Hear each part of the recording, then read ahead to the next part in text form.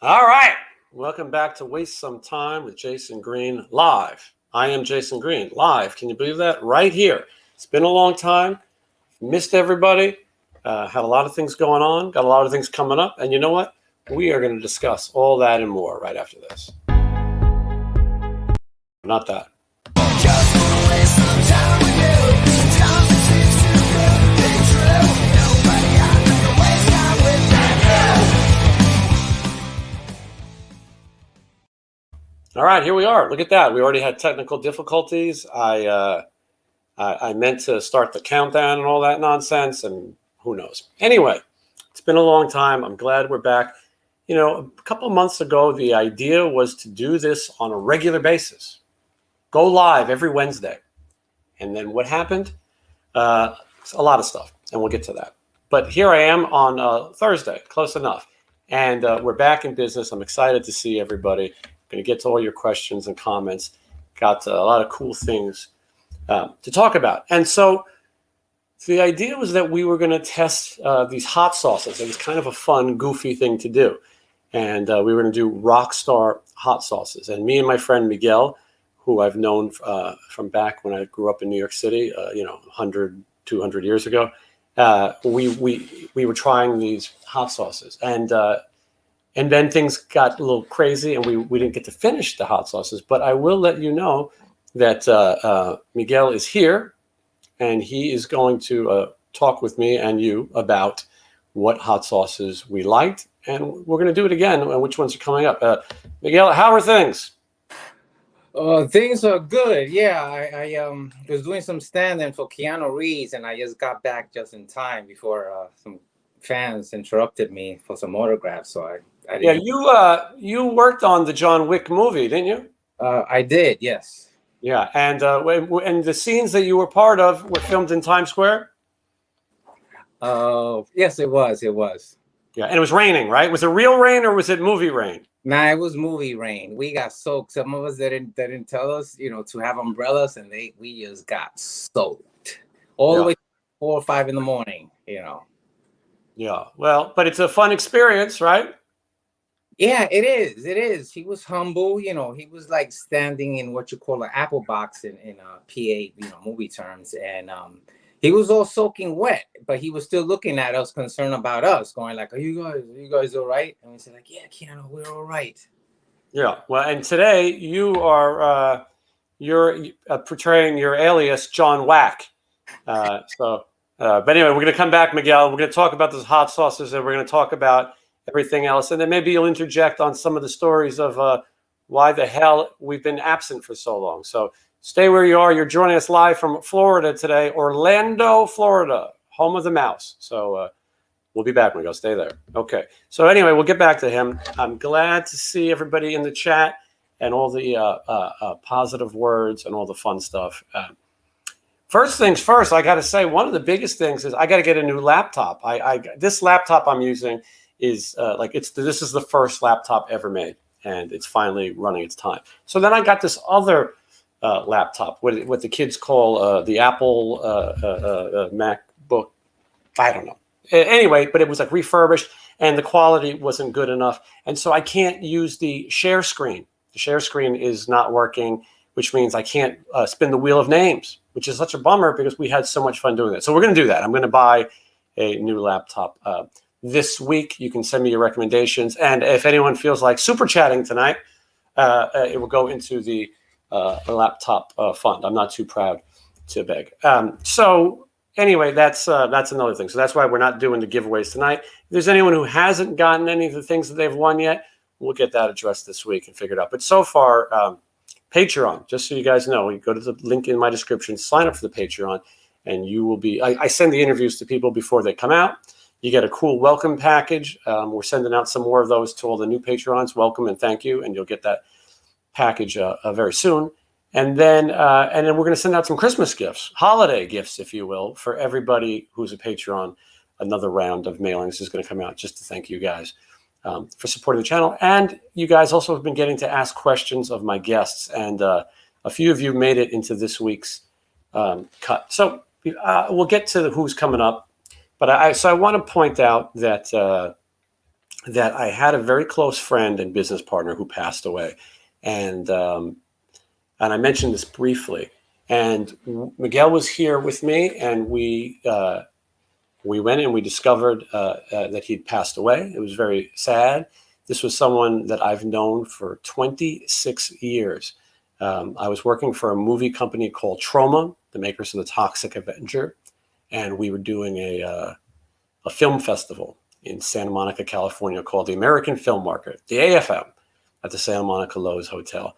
And the year before that, I met a guy named Ron Jeremy, who was a famous adult film star who is now in a bit of trouble.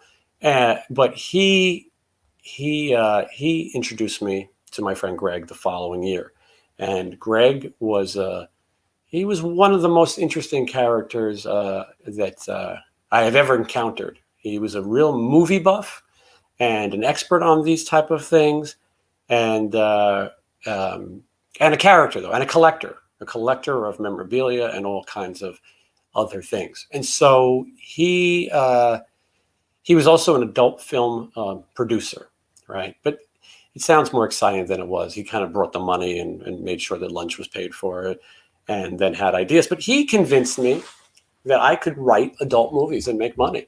And at the time, I was writing a screenplay with this kid, Puck from MTV's The Real World, and I had a development deal that was for a lot of money that movie didn't get made. That's a whole nother interview, a whole nother show. And I was trying to keep up and pay Los Angeles rents and things. And so my friend Greg, who went by the name Cecil, Uncle Cecil, he convinced me to write adult movies. It was the strangest thing ever. I said, who reads this nonsense? You know, and they would tell me a story, and I'll never forget. The first one was, we want to make a movie about wrestling, and it's only going to have girls in it, 20 girls wrestling, and that's it. And then it was, go to it, go write this movie. And I did. And you would drop off the scripts at a hotel, you know, just drop it on the bed, and then they would drop the cash, and it was like a drug deal. But it was insane. And I remember saying, like, oh my God, I got to proofread this in grammar. And I remember, I believe it was Ron saying, oh, don't worry about it. These girls can't read, you know, or something along those lines, which is not true. Most of them can read. But so began this really crazy life. And years later, and I would come out to Las Vegas, and I would see Greg all the time. He lived here in Vegas. And he convinced me on December 31st, 1999, to move to Las Vegas and begin a ridiculous life and career and all kinds of things. We became partners in a classic adult video company called Paradise Visuals. He owned the rights to these movies that were made in the 80s, and he didn't want to do any work, which he was very known for. And so he asked me if I would help him put these things out. I had no idea how to do this. But I gave it my best try. I did know a little bit about the movie industry, the legitimate movie industry, from my time at Troma. So him and I were partners in business and friends, and traveled all over the country together and shared our interest in collecting these kind of things, and grown men playing with toys and all kinds of memorabilia. And anyway, he did not take very good care of himself. Unfortunately, he passed away at the age of 62. He would drink 8 Pepsis a day. I hate to get my Pepsi chances of a sponsorship pulled, but there's probably nothing worse you can do than drink Pepsi or Coke or soda, especially 8 a day. Anyway, he had diabetes. He was really not taking care of himself. Sadly, I think a lot of this could have been avoided. He was feeling sick for a week or so. We went to dinner, Miguel and I. There's Miguel now. And Miguel, you remember that last dinner we had with him? Yes, I do. He offered me his last sushi roll. Yeah, he did. He shared his sushi with you at dinner, and we thought he was fine. He was his usual cranky self. And we did stop at the store and picked up 4 Pepsis for him, because he must have already had 4. And then the next day he said he was sick, and he spent a week where he was sick. And we called every day, Miguel and I, saying, you got to go to a doctor. Got to go to a doctor. and we'll take you to the doctor. We'll pick you up whatever you need. And all he wanted us to bring him was Pepsi, which we did not. And he had a friend who was a coworker as well, and we all were trying to get him because everybody loved him. He was a crotchety guy at times, but everybody had this special love for Greg. And so we finally convinced him to take him to the hospital. And I'm not going to get into too much of the detail because it's not the most pleasant story. But we went to his house. We had the key, and we entered the house, and he was gone. And we all knew it. We all had a feeling that morning something was wrong. And Miguel went, and he tried to attempt to resuscitate, not CPR, but compressions. And unfortunately, he was long gone by that point. And it was terrible. So what happens when somebody passes away, especially someone that you're in business with, is that people are now start fighting for money and estates, and things like this happen, and it gets complicated. And then sorting out a lot of things that he had that we needed to quickly move, and Miguel knows he was there. To describe a little bit of Greg's collecting. That's you. It is collecting / hoarding. Hoarding. People will buy, like, let's say, an item like Frankenstein, which is cool. A hoarder would buy 2 cases of the same shit, So yeah, that's how I describe his collecting. Uncle Fester. That's how I describe his collecting. Yeah, he collected, and he may have said that this was an investment, but he wasn't going to sell it ever. He never would have had the energy. And so, yes, there was multiple things of everything. And also it was a mess. Now, 2 years earlier, Miguel, you moved his house. I mean, there was other people who helped, but for the most part, you did it and had to pack it. And he had bedrooms that were wall to wall toys and garbage. Old black and white television sets. He had 40 VCRs sealed in the VCR box. A garbage bag full of plastic forks. Yes, a full garbage bag of plastic forks that he would take from restaurants that he was never going to use. What about the bottle caps? Fanta bottle caps. He's kind of living out all the juicy details, unless he's forgetting, him, that he was naked and covered in shit when we discovered. No, don't say that. Yeah, hold on. We can't edit that. Yeah, no, you can't. Okay, but anyway, that's how. So what the Fanta bottle caps? He had thousands of these Fanta bottle caps saved, and for a little while he thought that this was a healthy alternative to Pepsi, and he got these bottle cap collection. Anyway, it was insane, and so to deal with all of that, and to it was intense. Getting these things moved, getting his house settled, then starting to deal with all these other arrangements, and he had no family, just a few friends at that. So it was very strange that someone who I'd seen, constantly and worked with constantly was gone. And when Miguel went back to Florida, he's from New York, but he spends time at his summer palatial estate in Florida. It was awkward to get back to living, but trying to juggle that business with this business. Then I got sick. I got a cold that it must have lasted a month. I didn't feel like I needed to start a GoFundMe for this cold. And I don't feel like it was that big a deal, other than I had a lingering cold that kind of sucked. And then it would go away, and I'd feel good. And I went to Universal Studios Halloween Horror Nights, and next thing you know, I was sick again when I got home. Cold, not the other C. And I'm going to get to everyone's questions. We're going to talk about it in just a bit, but I want to catch you up on what's been going on. And so I thought I could take a week off from doing the interviews. I thought, well, no one's going to miss me. Who cares? And And you know what? You guys missed me. People were writing me and losing their minds, and they wanted me to put up interviews. And so I got back to doing interviews. I recorded as many as I could, and here we are again. I love the questions. You know, it's like, can you interview someone from the band Icon? Well, I mean, it's possible. Not that I know what Icon is, but it's interesting. But we're gonna get to that. You guys can ask me all your Shotgun Messiah questions and all this nonsense. We're gonna get there. I got nothing but time, and I appreciate everyone who's saying they missed me and asking me if I'm playing in Vegas January 9th. Hey, it could happen. I don't know. I've decided to put music off until next year.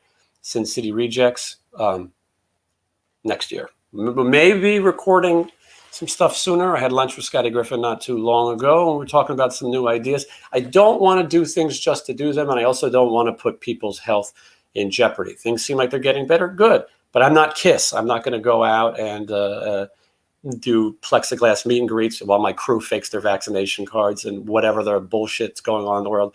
Not necessary. So I do have some great guests coming up and great interviews, and we're going to talk about that. But I'm trying to fill you in.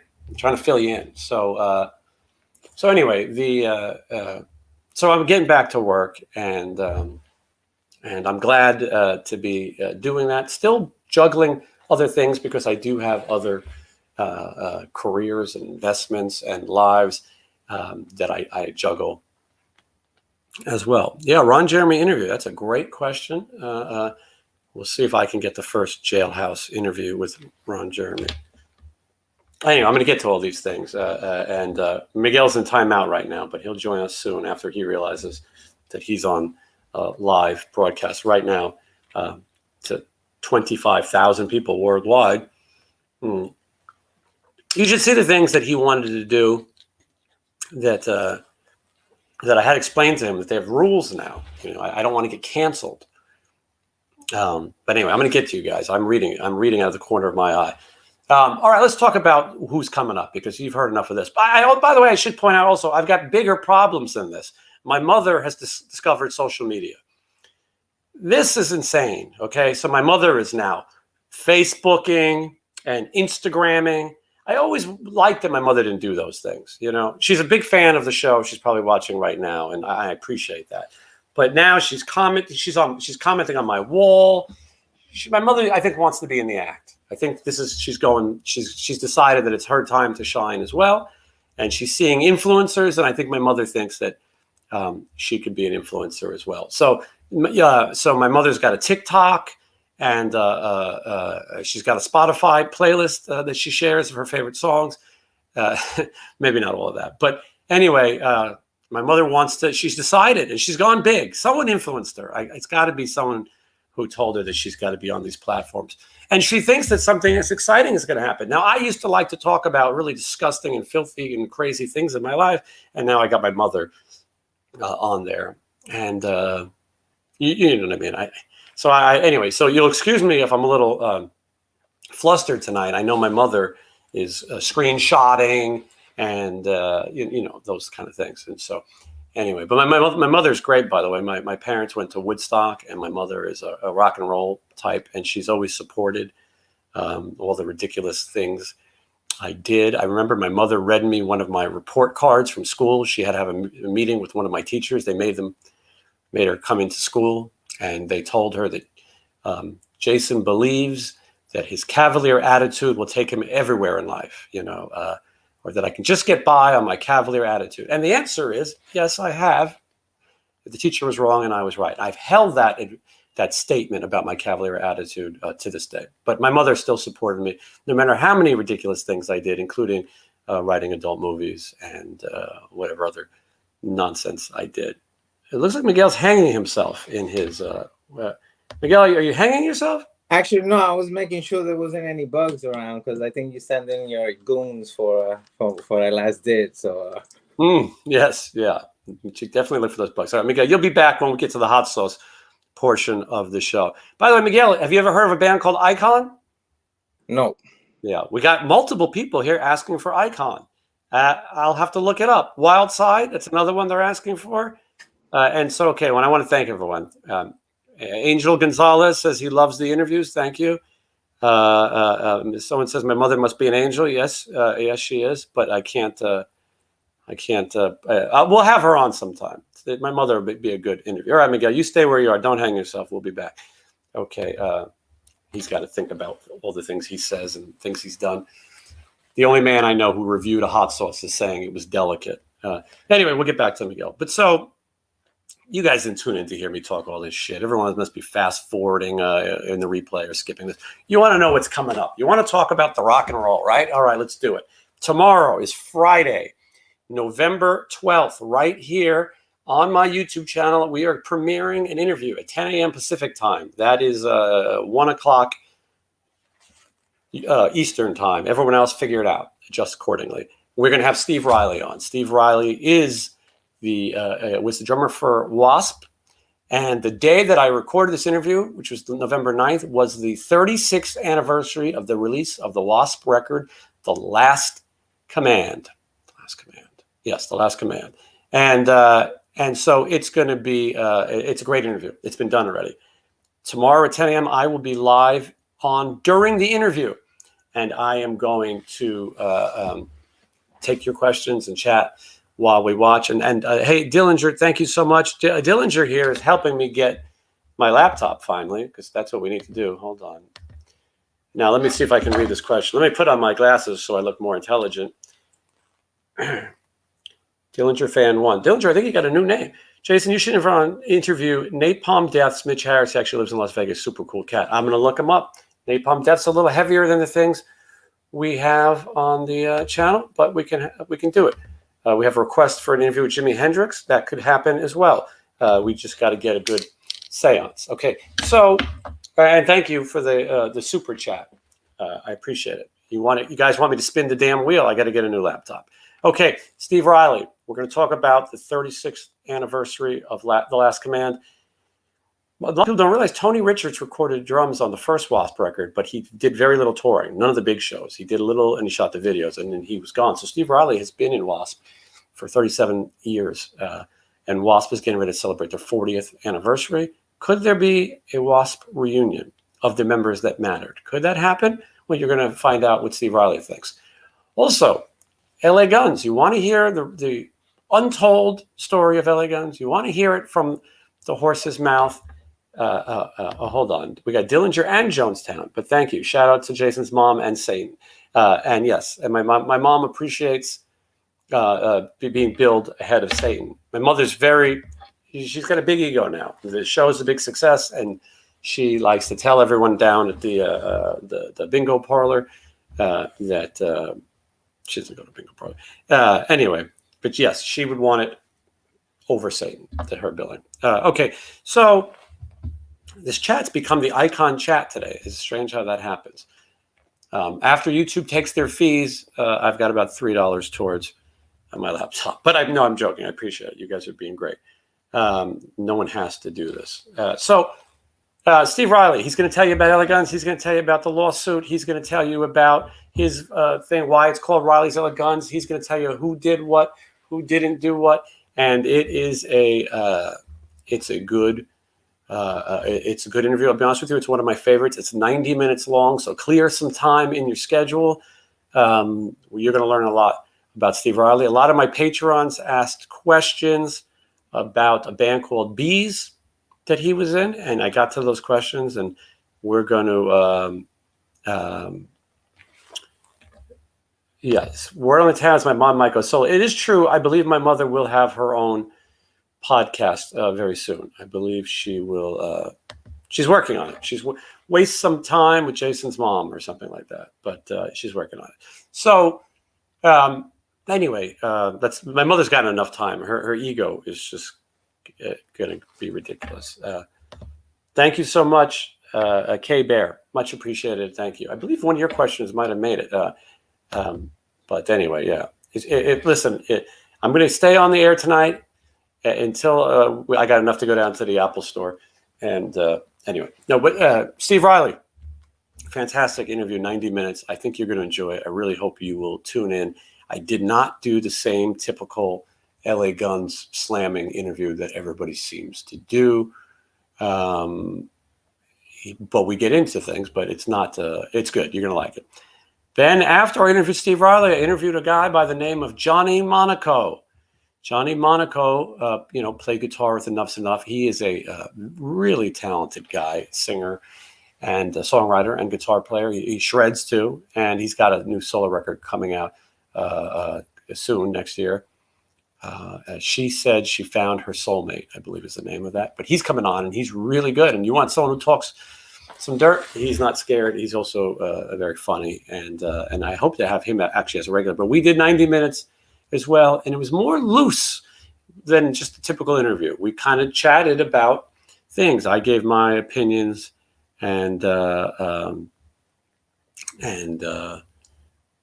anyway, so yeah. The Bees, yes, the Bees, that's how you spell it, is correct. There's an apostrophe. Terrible name, one of the worst names in music history. They were the only unsigned act to appear on American Bandstand. True fact. So very cool. And you'll hear all about it. Jerry Only would be great. That would be great. I don't know him, though. But maybe Doyle, who knows? I was thinking about maybe Cincinnati Rejects playing some shows with Doyle. Who knows? I'm just putting that out there. It could happen. A lot of mystery. Well, thank you. Much respect for Minneapolis. I appreciate it. You guys, let me know where you're all watching from. I'm always curious. I also want you guys to know that, like, I don't really, if you couldn't tell, I don't really plan this out. I come on here, we chat. It's your show just as much as mine. You're the reason why this channel is successful. Let's see if Miguel knows. Miguel, do you know how many subscribers the channel has now? Oh no, not the bees, not the bees. No, I don't know how much. I had that. 8,000 subscribers. We're gonna get 10,000 after tonight's broadcast. That's what I think. 8,000 plus. Well, listen, you keep that grade A comedy coming, and it's going to happen. But by the way, look at Kevin saving the day here. Thank you so much, Kevin. I appreciate it. Kevin has been a loyal supporter of the channel, and he's one step closer to me having a new laptop. And then we can spin the damn wheel, and these guys can win some prizes. Miguel, take a guess how many views I've received in the last 6 months. 70,000. 70,000? Yeah. 700,000. 700,000? Yes, closing in on 1 million. Holy smoky. You think about it for a minute. Okay, so yes, we're at over 700,000, over 108,000, and I really do appreciate you guys doing it. I want to hit 10,000 by the end of the year. I want to hit 1 million. When I did this originally, the idea was, we'll have some fun. It was not going to be a hobby to me. Some people went on here because their bands were on hiatus or whatever. But this is something that I always wanted to do. I talked about it. I'm glad to do it. I'm not going away. I had to slow down a little bit, doing 3 things a week, 3 shows a week, Monday, Wednesday, Friday. Slowing down. Right now, the interviews are on Fridays until I can get it going. I need to get a staff. You try reading all these books that I read. I don't want to read anything. Now, let's just go over where people are watching from. Vicky is great. Vicky, you've been a loyal supporter for some time. You are in Pahrump, Nevada. I've spent a lot of time in Pahrump, Nevada. I hope we will come back. Another great supporter. You are in Cleveland, Ohio, Ontario, Canada. April wants to know what my goal is to get the new laptop. I don't really have an answer to that. The Cincinnati Collector would like you guys to hit the like button, which is very nice. El Paso, Texas. And bring my band to El Paso or Tucson. Kalamazoo, Michigan. Greensboro, North Carolina. You guys get the point. This is an international success. And the channel's growing every day. And again, it's because of you guys. And that you guys let me come on here and talk nonsense all day. Dallas, Texas, Northern California, north of San Francisco. I don't know what that means. Orange County, New York. Let me go to my resident New York expert. Did you know about an Orange County, New York? I heard of Orange County, New Jersey, but Well, the guy lives there. You're telling him he's wrong? There could be two of them because you know how Broadway is in every city. There's a Broadway, you know. True. Yeah. We'll get back to you. All right. And then New Jersey, 30 years, saw the Throbs. Yeah. I don't know if any of them are active other than Danny from Faster Pussycat. We'll have to find out. Princeton, New Jersey. Oh, here's somebody who knows. April says that's where the Orange County Choppers were. Is that true? April, did you Wikipedia that? Are you stating that as fact? I know Orange County, California, home of all those, no doubt kind of bands. All right, we'll find out. Let's get back to who's coming up. You know about, Mountaintop, Pennsylvania. That sounds nice. I bet you that's a nice place, Mountaintop, Pennsylvania. Probably beautiful this time of year, although it's starting to get a little cold. Ginger, I don't know what that means. And then Angelo's in Orlando, Florida, where Miguel is also. Miguel's in Orlando, Florida. Haines City, Florida. San Antonio, Texas. Mom, if you're watching, look at all these people sitting here watching. These people are putting the food on the table. If you get a Christmas present this year, it's because of these people. I wasn't going to get you shit, but these people are supporting. Yes, Orange County Choppers is an orange. So April didn't make it up. She's living from there. She's been there, unfortunately. Yes, it's fact. So interesting. I'll be honest, I don't even really know what that is. So let's get back on track for a second. And then I'm here as long as you guys want me to be. You know what I'm saying? I can do this all night. Miguel's got all dressed up. He put on his suit and tie. He's in his John Wack persona just for you guys. And we're going to talk a little bit about something we have coming up too. Okay, so Johnny Monaco is what I was talking about from Enough's Enough. He is coming up very soon, and it's a great interview. You're going to like it. 90 minutes again, another long one, and just real fun rock and roll conversation. Then after that, Steve Broy from the band called Mentors. They don't call it The Mentors. They call it Mentors. In the interview, I call him The Mentors a million times. Steve Broy is a real legend. Uh-oh, look at this. Thank you, Kevin. My mother is one step closer to having her Christmas. So that is a good thing. Thank you so much. But she's not getting my laptop. So Steve Broy, Mentors. He's a punk legend. Mentors goes back at least 40 years. It might be 50 years. I think it might be 50 years, 70s. And hold on, look at this. Ron says, what's going on? Where you been? I just got here. What's going on with you? So because Ron is a little late, and Ron, thank you and welcome, we're going to do the whole thing over again. I'm going to tell you everything about where I've been like I did for the last 33 minutes. And then this time, Miguel won't be offensive. But anyway, Ron, it's a long story where I've been. I had a cold for a month. How about that? Which is true. And it wasn't the other C. But anyway, I'm here. Who cares where I've been, right? We're talking about what's going on next. That's what everybody wants to know about. I'm back in business. I'm getting ready to put out some really cool ideas.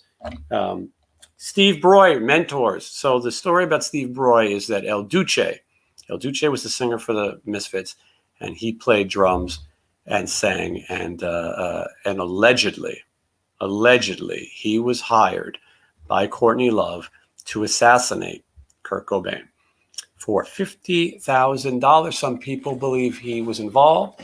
He talked about it. He took a lie detector test for a documentary. He passed. And he says that he did not do it, but he knows who did. It's a guy named Glenn. And he says that this guy, Glenn, that he did it. And so anyway, I will point out that a few days later, he was dead. He was struck by a train. Sean, thank you so much. I'm going to make sure when we get that laptop, I get you on the wheel of names.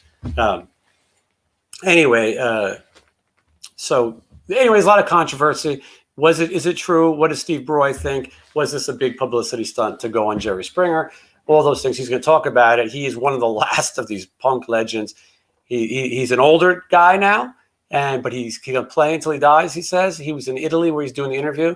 I think he might be a little high during the interview, and he watches though. He's probably watching right now. He's got a great book that I don't think I have handy, but yeah. So anyway, I want you to watch that one. I know you guys like the metal bands, and you guys like the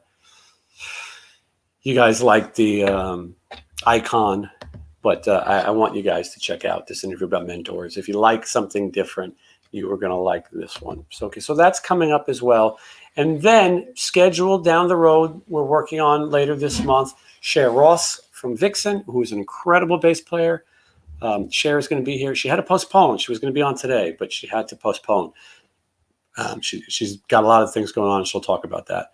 My big question for Cher is she worked in a band called Contraband, and which featured a lot of difficult people. Bobby Blotzer on drums. She played in a band called Bubble with Eric Stacey from Faster Pussycat and Brett Muscat. Both could be considered difficult. And then she wrote an album for a guy named Jesse Camp, an MTV VJ. She wrote all his songs. And I want to know, of all those people, which one is the most difficult? Mentors wear hoods. Yeah, and that is true. So Vista Light is correct. They wear hoods. And yes, Cher's band Bubble. And she's going to talk about that too. And Angel wants my mother to know that I'm cool, which is good. I need that. And here's another one. So I like this question that's on the screen. I'll give you all a chance to read it. Miguel, you could have someone help you read it if you need. But people like when I do the videos. I did not set out to do an interview channel with rock bands. I wanted to do what I do in my personal life, which is go out to these places where famous people died or recorded records or graveyard. I like history. I like pop culture history, and I started shooting those videos. But what happened is my interviews started taking off, and then the algorithm started only recognizing. If you guys don't know the algorithm is the guy who runs the YouTube. I think his first name is Johnny Algorithm. Hold on. Here is Vito Brada. Thank God Vito Brada is here. Vito Brada with the super sticker, $5. Thank you so much. Super sticker. I know this sounds like this is a telethon. One thing you guys will know about watching my shows is I don't really give a fuck what anybody thinks. I only care about the people who watch and support the channel. The people who talk shit, I don't care about. But Vito, please, we've been trying to get you on the show. I had Greg D'Angelo on. I thank you for digging deep and supporting. And we're going to... anyway, Vito Brada from White Lion. So, wow, look at this. A Mentors cover of Rock You Like a Hurricane. I got to hear it. Okay. Anyone remember what I was talking about? Miguel? What was I talking about? That you got to hear it. You got to hear it. Right. Got it. Luckily, it came back to me because that was not it. I was talking about how we could go to all those locations. Oh, yes. And I wanted to do that, but then Johnny Algorithm started to say that these interviews are fantastic. And then they started giving me money for them. And then it became a job. But I want it to be a fun job, not a miserable job, like some of the jobs that you and I had, Miguel. You remember back in the day when we would sweat in basements moving garbage? One of the fun ones was that we were in Madison Square Garden that we did. That's true. We opened for Chris Angel on a Halloween. It was a scare. What was it called? Holly Scare of it. It was called Madison Square Garden. Yes, Madison Square Garden. We both appeared in a show. This is a true story. We're digressing, but I think you guys will like this one. We're at about 500,000 people watching, so they want to hear good stories. So Miguel and I both were actors in New York and went out on auditions and things. And sometimes actors have a hard time getting work. Miguel's keeping the John Wick costume on, just waiting to get a call. We both flunked being elves at a Macy's. Macy's. I did it 1 year.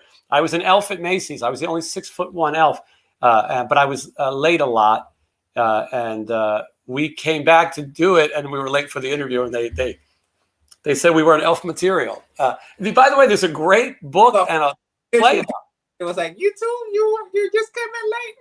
Get out. We were like, Miguel, you make a good point that I tell people all the time. In life, there are people who are managers and things at jobs who never accomplished anything of their own.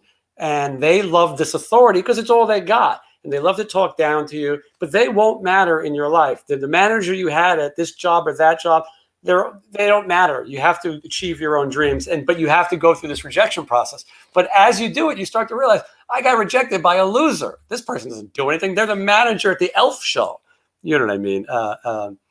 So hold on, Miguel. I got to take this question. What was my first concert? My first concert was in 1986, I think, in New York City. Miguel, do you know who I saw? I'm not going on the Newlywed Game with you. No, not Rat. It wasn't a metal band.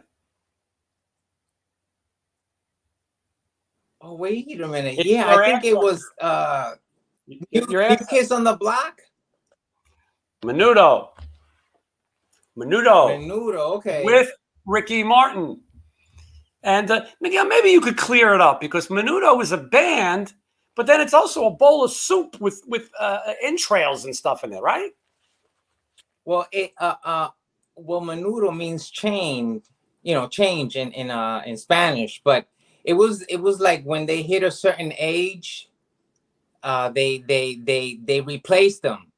Right. That's interesting. I didn't know that. But yeah, when their voices changed, they would awesome. Hit 17 or whatever, then But why is this nasty bowl of soup with organs in it? Why is that called Menudo as well?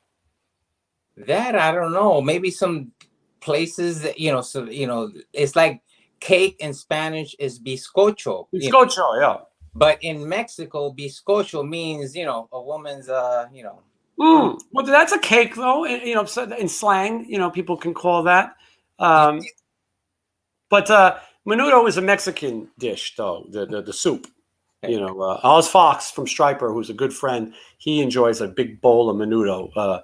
Anyway, let's get back to here's Billy Bongwaters. That sounds like a friend of yours, Miguel. Billy Bongwaters. He says it's tripe cow stomach, and it is what it is. Oz Fox loves a good cow stomach. I'm not going to judge. Anyway, so that's my first concert. And there you go. Miguel, what was your first concert? Foreigner. Nice. And Tommy Shore opened up for them. Wow, that's great. What year do you think that was? 84? Maybe 87 or maybe 85. I'm not sure. Agent Provocateur? Yes. Yeah. And what's funny is it's probably the last concert you saw because right before the lockdown, you and I went to see Foreigner.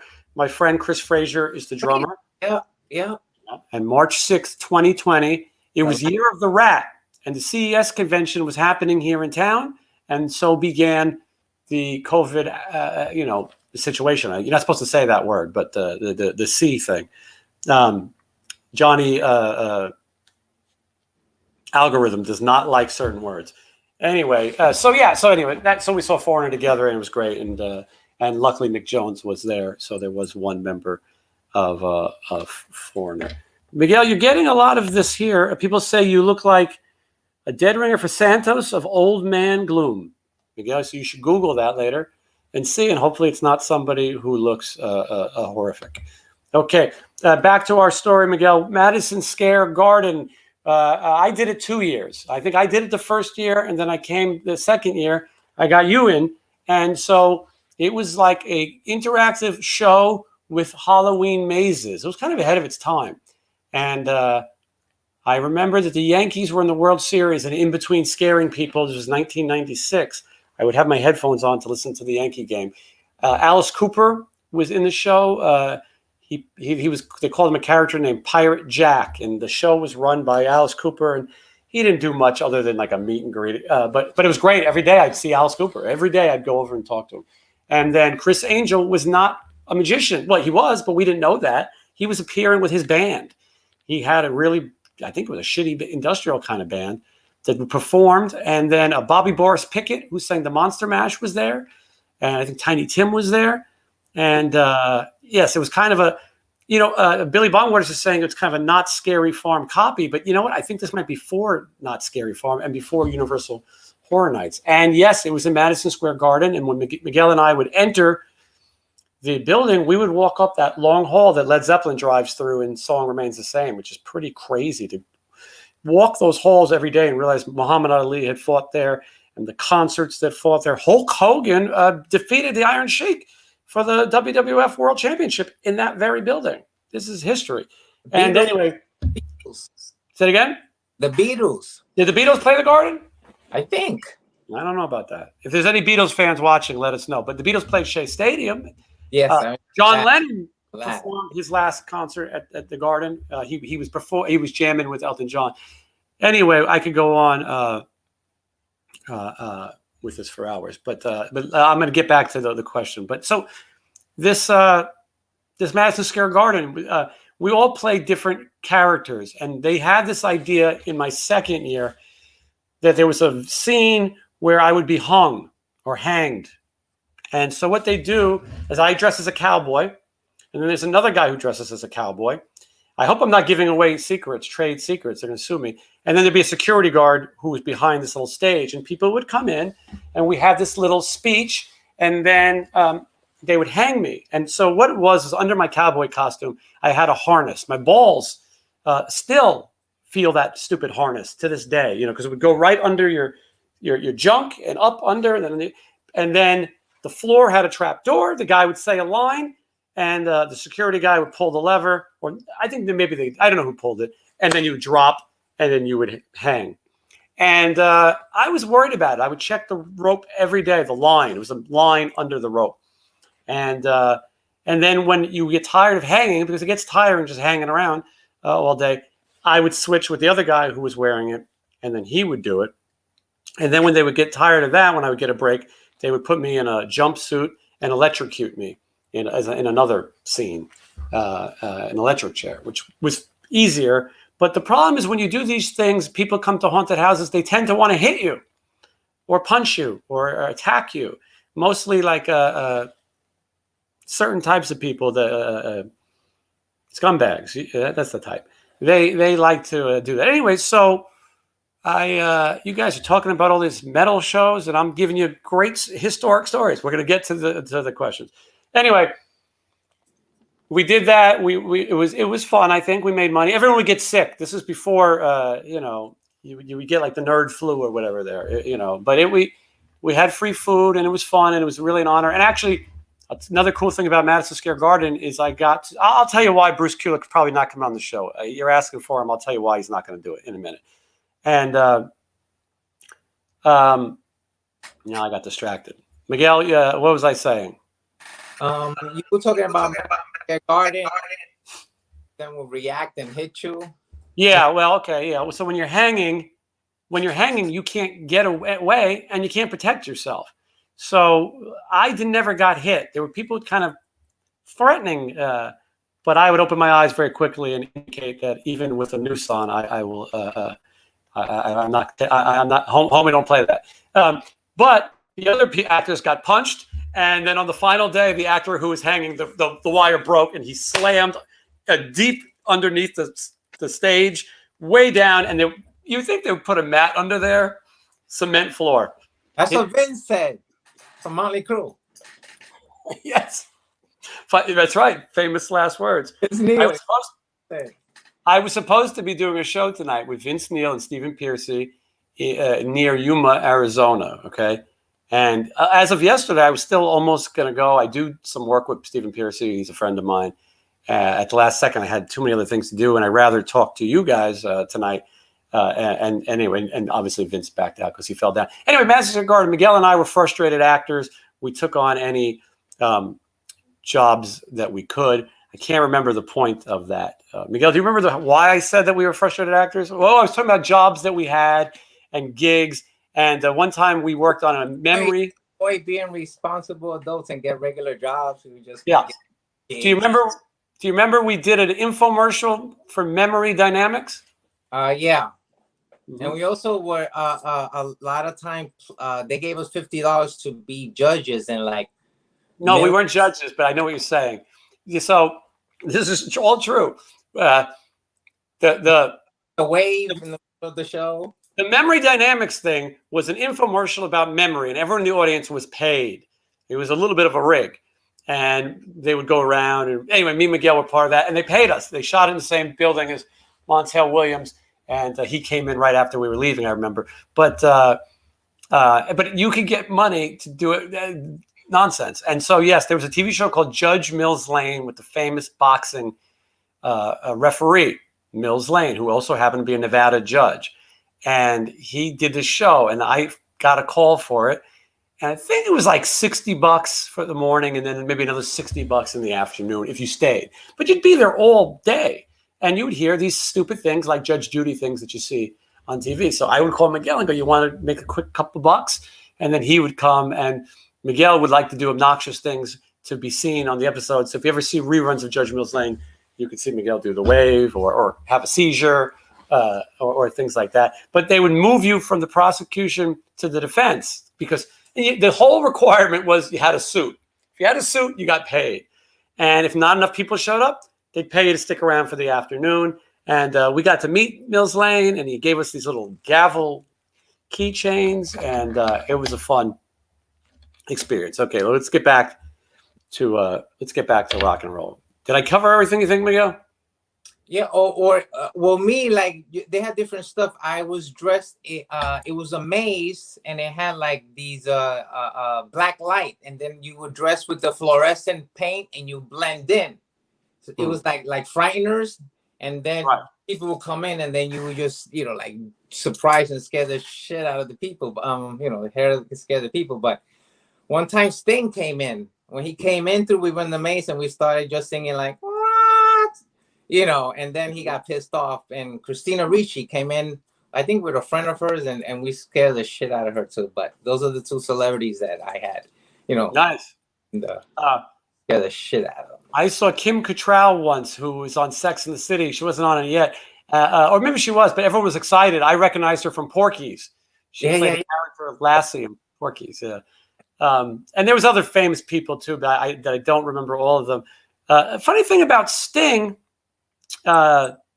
is he's doing a residency here in Vegas, and I was like, well, I'm only going to go if he's playing the Police songs. You know what I mean? I don't want to hear every whatever those stupid songs he has of his own. I can't think of them, but he does. But then I was thinking, Sting, he doesn't like those Police guys very much. But then you're thinking, Stuart Copeland's great, and someone's great, but really, if you got Sting singing, you got the songs, right? So it's called like Sting, My Songs. It should be called Sting, Fuck the Police. Don't you think that would be a great name for a Sting residency? Fuck the Police. Think about it. See if you can get to that. Miguel, I'm going to bring you back in a minute. Take a little break. Think about things. Reflect. I know we've said a lot. Okay. So anyway, there's a little backstory. But Miguel and I, we're going to film locations. And hold on, I'll tell you one of these. Miguel, you're back. So if you remember, when we were beginning this channel, the idea was to shoot tons and tons of video. And we were going to graves of people. We went to find the grave of a wrestler. And for some reason, I'm drawing Jay, if you're watching, what's his name? Sin City Collector, if you're watching, what is the wrestler's name? He's brothers with Rikishi. Stinky Butt. No, that's called Stinky Face, but that's what Rikishi would do to people. He was a heavy-set guy who would wear like he put his butt in people's faces. But this was his, anyway, we'll get it. He's in the family with The Rock and Roman Reigns. He's a, Pacific Islander or Samoan. And so no one could find where his grave was located. And it turns out that his ashes were placed in his mother's grave. Anyway, we went to find it, and we couldn't find it. It's not Yokozuna. Thank you, but it's close. It's not Yokozuna, though. He was a smaller wrestler than that. Not small in size. He's a big guy, but he wasn't as successful. I can't believe we can't think of it. Fatu is his real family last name. So Miguel and I went all over looking, and it turns out he's in a private mausoleum, and we had to tell them about how we got access. We also shot footage of it. I don't know if you've edited, but anyway, we go into this one because this is a big cemetery. So this like a small I don't want to say house, but it was like a small office space that we walked in there. And when we're walking in there, we walk into the middle of a sales pitch of this woman going like, well, for $2,000 more, we can say like, you know, rest in peace, you know, or Jesus loves you. I don't know, anything like that. And then we were like, they looked at us, and then the lady, and she was like, can I help you? And we were trying to get the code because we knew where the location was, but we couldn't get in the door because it was a private, you know, whatever the code went. Well, we claimed that it was for family only, but we claimed that he was a family friend of ours. Yeah. Yeah. And Miguel is pointing out that and I want to say that Jay, Sin City Collector, is pointing out the wrestler's name. It was Umaga. Thank you, Jay. And so all my videos like that were shot either by Jay or Miguel. And so, but Umaga was the wrestler's name.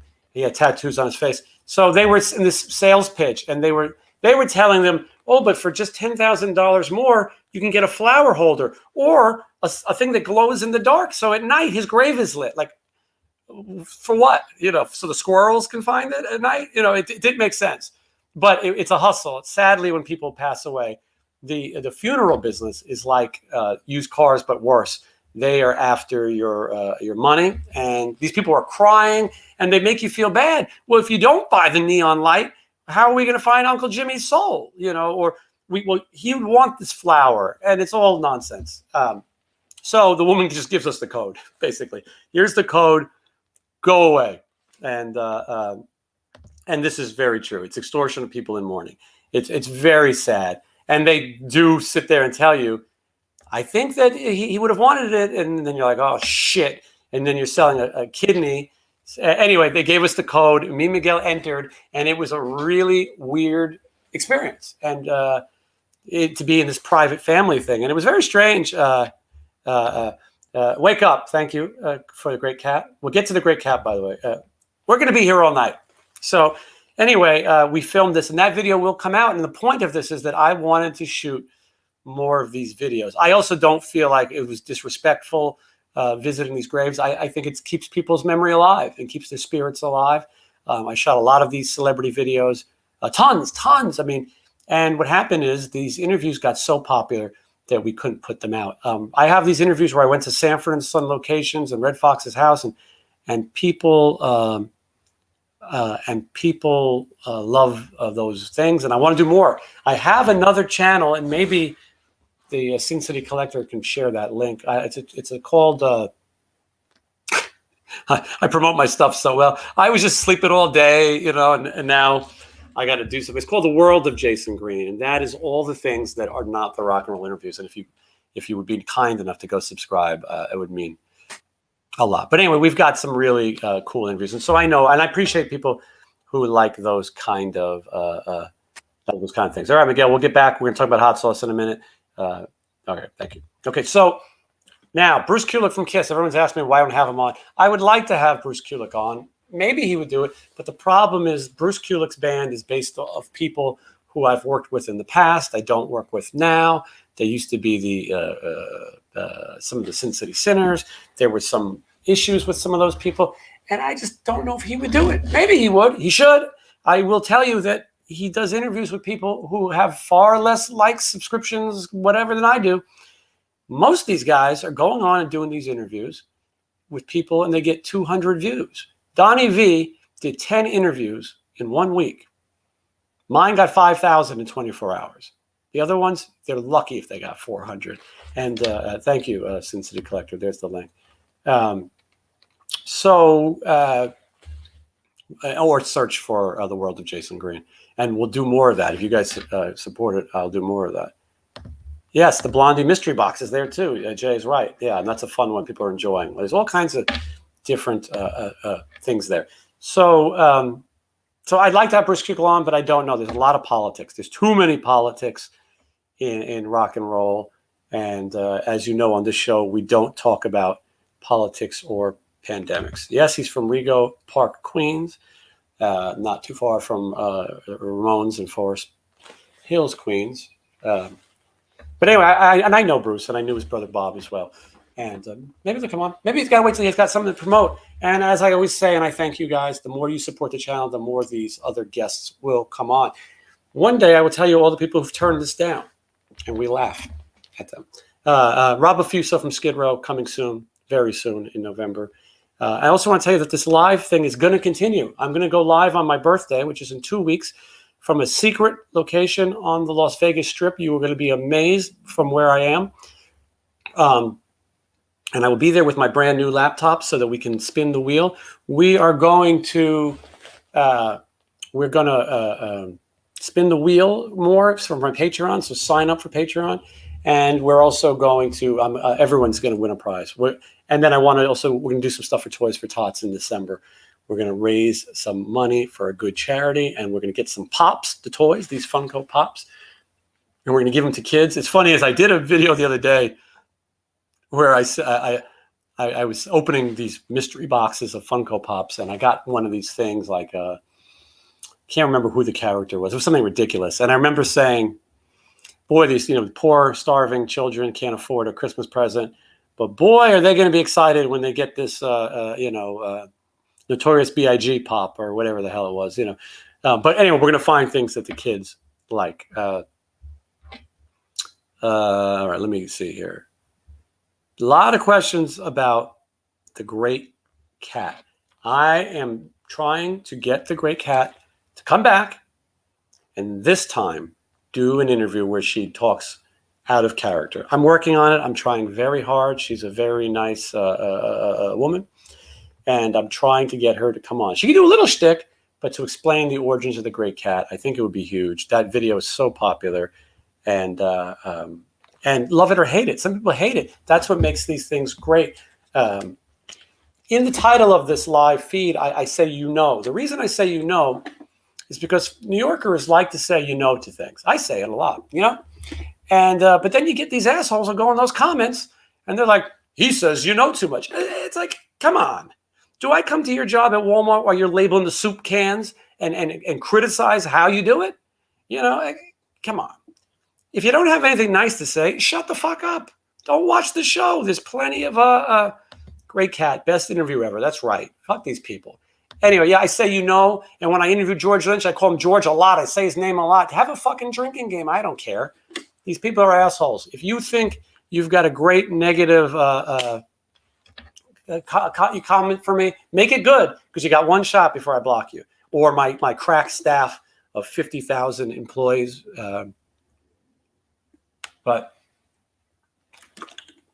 we're going to block you. And I could care less. I could care less. I laugh. Some people go, you shouldn't give these trolls the attention because they want that. No, they don't. I call them out. I keep a list of everybody's names. You know what I'm saying? So don't get so involved. Shut the fuck up if you're a jerk and go watch somebody else. I can send you a list of guys who do YouTube shows like this and that suck, and they suck ass, and they kiss up to these guests. They don't have a fucking question, and they just fucking, and they're in their mom's basement. Go watch those people. I'll send you a link. I'll send you all their links. Go support them, because I don't got time for that. I'm here for the people. Power for the people. This show is for you guys. And if you notice, this is my live show. My live show, I do what I want to do. When we do the interviews, the guest talks. It's about the guest. It's not about me. You know what I mean? I'm not I'm not that big a deal. But when I'm on here, I talk. If you guys want to hear it, you hear it. If you don't want to hear it, you don't hear it. I'm reading these. There's a whole. See, you guys got to watch this live, because there's a whole Sherman Hemsley thing going on here. I met Sherman Hemsley. He was in town in New York City to promote the Howard Stern New Year's Rotten Eve. It was on New Year's Eve. This is like 1926. And in the lobby, we ran into Smoking Joe Frazier. And I have a picture with Smoking Joe Frazier and Sherman Hemsley. And then Mark Hamill came in next, Luke Skywalker. And I met them all, and it was interesting. Somebody says here that I am the anti-Eddie Trunk. I do have a different style of interviewing than Eddie Trunk, but I like Eddie Trunk. I know it's I personally know him and like him as well. He lives here in Las Vegas, but we do things a little different. He has a different style, but that's okay. He's got to kill a lot of time. I think that's one of the things that people don't always realize. We got to sit here. I got to be entertaining for 2 hours, 3 hours, 4 hours. That's not an easy thing to do. And sometimes you slip and you say something that might be offensive, or you say something that might be Stupid. We make mistakes. Speaking of saying things that are stupid, Miguel is still here. We're going to get back to him in a minute. So if you get the point, there's people on YouTube who are way worse than Eddie Trunk. You know what I mean? So, okay. Anyway, coming up, let's talk more about programming. Steve Broy from Mentors. Tomorrow at 10 a.m. Pacific Standard Time, Steve Raleigh, Wasp LA Guns. Johnny Monaco of Enough's Enough also has some funny LA gun stories the following week. Coming soon, Cher Ross from Vixen, Rob Affuso from Skid Row. I did an interview with a guy by the name of Billy McCarthy, not to be confused with McCarthyism. Billy McCarthy, John Doe would be great. I'm a big fan of John Doe, bass player from X. Billy McCarthy was in a band called The Malls. He was involved in a lawsuit. He is not supposed to talk about that lawsuit. And after the interview, we had the interview's on the shelf, put it like that. I don't know what's going to happen. He's a nice guy. He's got great stories. He's got a great book. Hit Me Till I'm Famous, I think. Beat Me Till I'm Famous. I think that's what it's called. I read it. It's good. But he divulged more than he should have divulged. The things that we talked about are public information. You can Google them. But I don't want to screw up his situation. And so that's interview is on hold. Hopefully it will see the light of the day. Johnny Monaco is great. I think Johnny Monaco is going to become a regular on here if I can get him. I love all these suggestions. I hope I'm not boring people. If you want me to go away, I will. I'm thinking about making some tortellini this evening. And I'm going to, I put a little bit of the Eddie Ojeda hot sauce on it. Oh, look who's here. It's Miguel. So speaking about hot sauce, so the idea was, what are we going to do every week? I was coming on here and just talking a bunch of shit like I did today. And it was a waste of time. And I said, you know what? We should try hot sauce, Rockstar's hot sauce. And so, Miguel, tell us the hot sauces we tried. Let me see. First, I guess we tried the Eddie Ojeda's hot sauce. Mm-hmm. He had two, right? Two of them. Yeah. What were the flavors? Cherry habanero, which is the medium one. Which is I had that today with ham and eggs and garlic bread. You know, and I had that today in the morning. The cherry one. The peach one, I like the peach one, but I've been doing more the cherry one. Even though if you just want like a nice hot, the peach one is good. The peach one is a Carolina Reaper. Now, funny, I had that this morning. I like the cherry better, but I thought I got to treat them evenly because I was running out of one and had more of the other. So I had Gardein. Yeah, Gardein makes a thing like a breakfast of sausage and eggs. The sausage is fake. It's plant-based. And I doused a little of the peach on it, and it was very good. Okay, so that was the first week. Then we did the next week. Who did we have the next week? We had the Alice Cooper, was it? No, we had Bumblefoot. Okay, we had Bumblefoot. Okay, yes, okay. No, maybe you're right. You know, Miguel, even though you're high as fuck, you're right. We had Alice Cooper on next. And he had 3 hot sauces. No more Mr. Nice Guy, Poison, and I forgot the other one. We did not like them. Yeah, it should be called no more Mr. Nice Sauce. But anyway, then we had Bumblefoot on the following week, and Bumblefoot had 3 hot sauces. He had one called the sauce. Well, the sauce, yeah. The Bumblicious was a cherry one also that we liked. He had one called the sauce, the barbecue, kind of like a barbecue.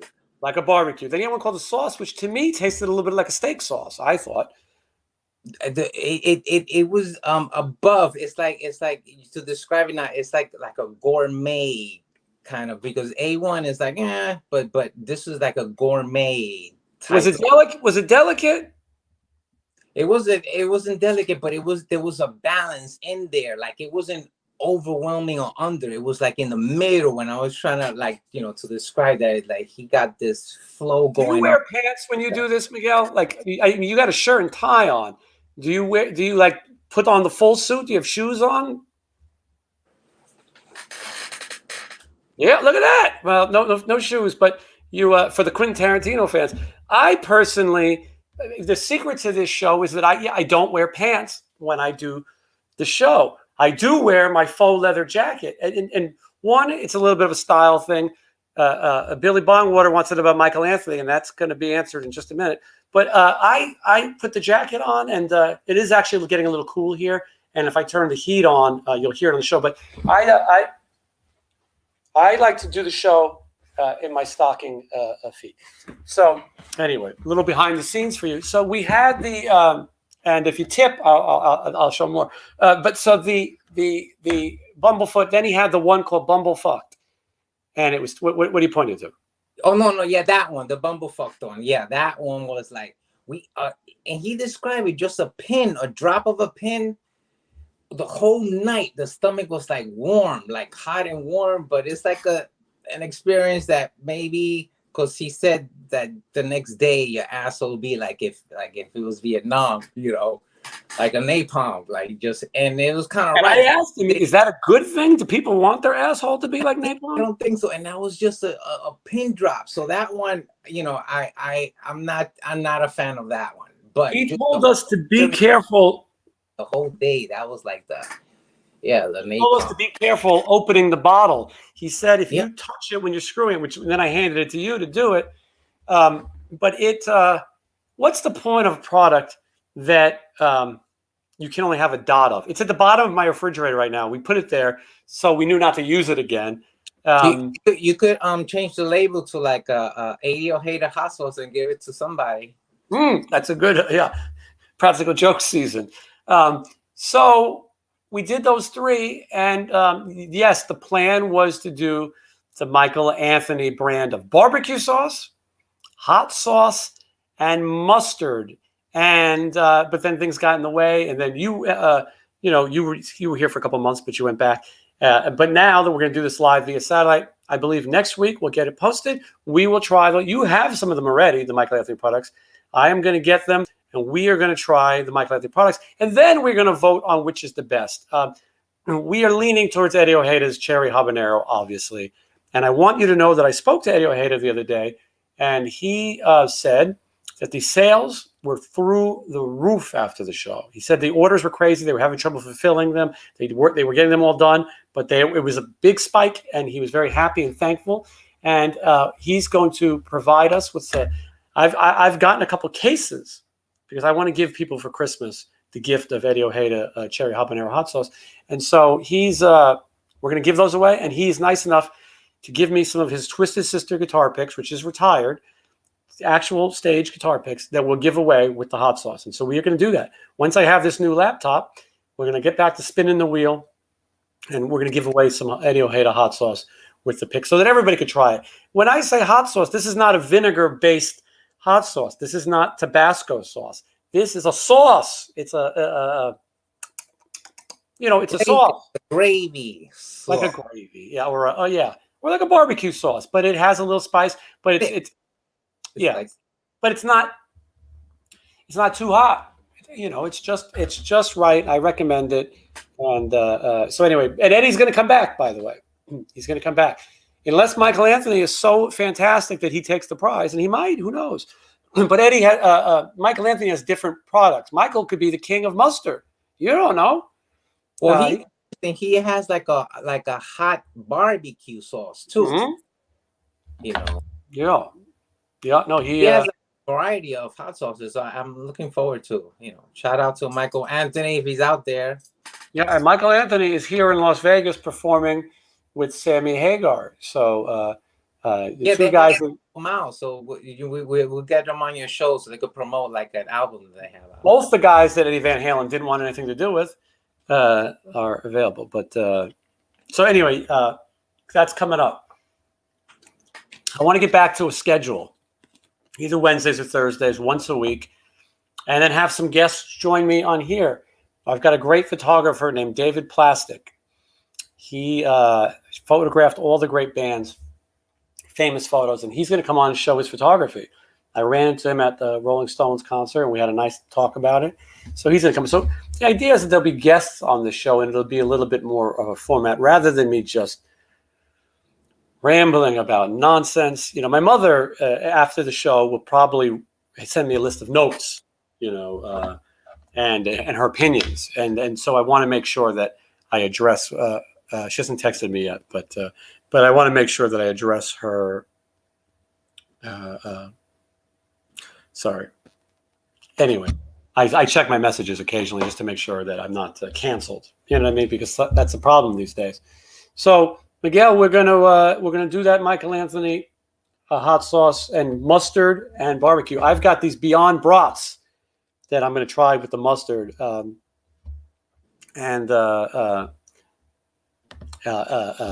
Snoop Dogg. Thank you, Billy. Snoop Dogg is. Did you ever think that Snoop Dogg is selling Beyond Meat brats? You know, the guy's a murderer. You know, I mean, at least that's the case that they gave him.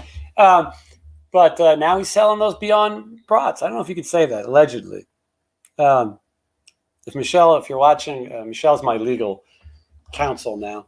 I mean, I do have an actual lawyer as well, but that's a whole nother story for another show. But next week, Michael Anthony, mustard, hot sauce, and now Billy isn't a fan of the Beyond meat. I'm telling you, the Beyond brat is incredible. It's amazing. You get this Beyond brat and you throw it on the grill and you steam it up. Because I'm going to give you a quick lesson on meat. See, what meat is it's flesh, and flesh tastes like flesh. It's not like, oh, this hot dog's flesh is better than that hot dog's flesh. So it's the way you season it. When you have a steak, you need your steak seasoned really good. It doesn't matter if you're eating the cow's asshole or the cow's udder or the cow's face. It's the way they season it. And so you have to get a good season and a good balance. And I promise you, you will like that. Lake Town agrees. And yes, and Billy, you just try it. I get it. There are a lot of bad products out there. I promise you, there are a lot of. Hold on, let's talk about Snoop Dogg. Snoop wasn't accused of shooting. If memory serves correctly, security was involved in the incident. I will tell you from the people on the street, I have a video coming out about the death of Tupac Shakur. I went to all the locations. Miguel was there. Remember Miguel? Yeah. We retraced our fallen homie. We retraced his final steps, his final night. And people say that the reason that Snoop didn't go to prison is he's a what, Miguel?